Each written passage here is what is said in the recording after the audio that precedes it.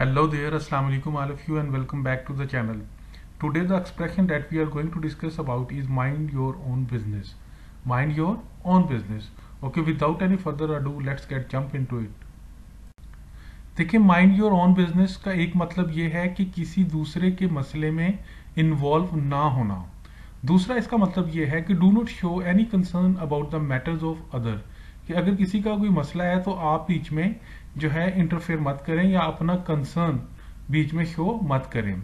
या हम इसको ऐसे भी कह सकते हैं, अ रूड वे टू से someone don't ask private question, कि जब आप किसी को थोड़ा सा रूड वे में जरा सख्ती से कहते हैं कि ये मेरे पर्सनल बातें हैं या पर्सनल क्वेश्चन है, आप इनसे दूर ही रहें।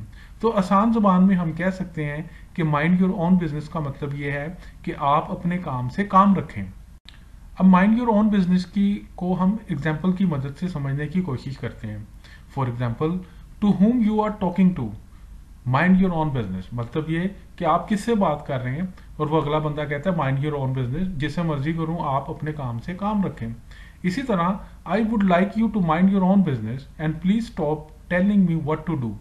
अब वो बंदा ये कह रहा है कि मुझे खुशी होगी कि आप अपने काम से काम रखें और मुझे ये बताने की जरूरत नहीं है कि मैं क्या करूं।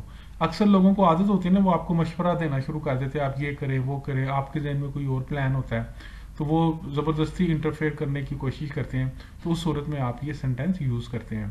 इसी तरह, please keep this suggestion to yourself and mind your own business, I know what I am to do.